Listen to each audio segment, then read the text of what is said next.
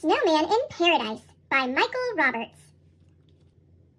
'Twas the week after Christmas, and all through the streets the snow clouds were churning, the ice was in sheets, and out on the sidewalks where winds were a-freezin' stood mountains of trash bags with old Christmas trees in. The city was silent, quite ghostly and white. No parties, no holly, not one festive light. The townsfolk had left with their friends and relations, off to the beach for their winter vacations. They rushed to the airport with bulging valises, packed with resort wear that wouldn't show creases. And no one looked back at the star of our tale, a frostbitten snowman, exceedingly pale. He stood on the corner of Hudson and First, and sighed in the spot where the mud was the worst. Oh, why can't I travel, do things that I oughta, instead of becoming a puddle of water?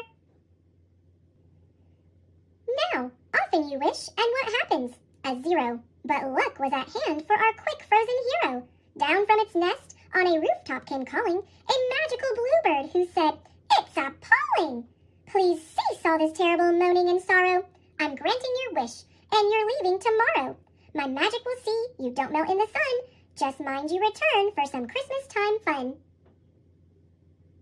The following day, though the ice was like glass, the snowman was off, flying high in first class. He put on his headphones, looked down at the coast, and dined on smoked salmon with pieces of toast. He watched a short movie and had a long doze, while dreaming of feeling warm sand on his toes. "Fasten your seatbelts," a voice then commanded, and all of a sudden the snowman had landed. The first things he saw were the coconut trees, swaying on sands near the bluest of seas, as glittering fish swam through bright coral caves, and seahorses pranced on the crests of the waves. The people who lived on this paradise isle looked friendly indeed as they flashed him a smile. They gave him a hut with a bathroom and bed, and made him a garland to put round his head. The snowman's routine, or his everyday thing, was to wake, take a shower, have breakfast, and sing. He'd swing through the jungle, find berries to munch, and study the insects right up until lunch. From winter to spring, it was hot as a fire. In March, the thermometer shot even higher. In April, the snowman stayed under the trees and painted his neighbors, all busy as bees.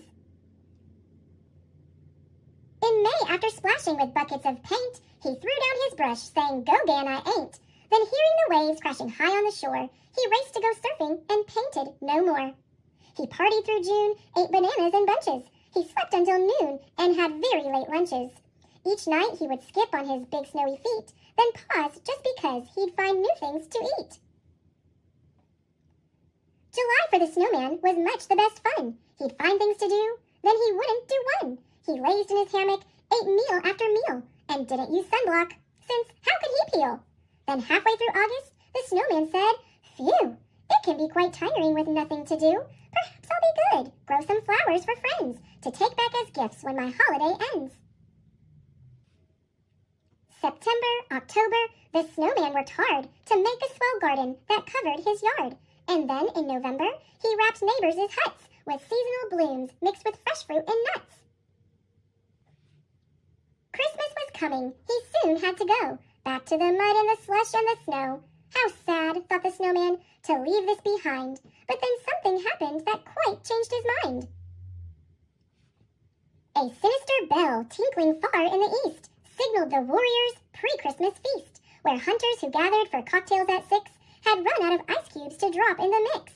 It took just a minute for each thirsty guest to see that a chunk of the snowman was best, to chill all their drinks, make them taste much more cooling. "So let's go and get him," the leader said, drooling. Surrounding the snowman, they said, "You're so cool." He looked at their glasses and thought, "I'm no fool."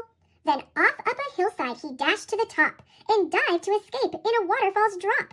'Twas Snowman's good luck that the plants were now friends. They tied up the tribe, turned them right on their ends. Then running off fast, he packed up in a trice, and flew back to town where they didn't need ice. Landing home safe in the cold of Manhattan, the snowman relaxed in the taxi he sat in, until all the lights shining bright in Times Square showed him the bluebird was waiting right there. "So what Christmas treat did you bring?" it cried, clapping, as inside the snowman's small case it heard tapping. Then whoosh! Like a jet, out flew flowers fantastic, on stems stretching high to the sky like elastic.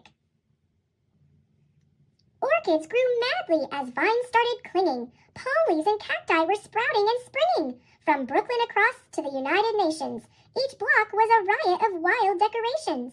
Shoppers out hunting to buy gifts aplenty, in taxis which never gave change for a 20, were charmed to discover cab roofs now had gardens, and drivers had manners, said thank you and pardon.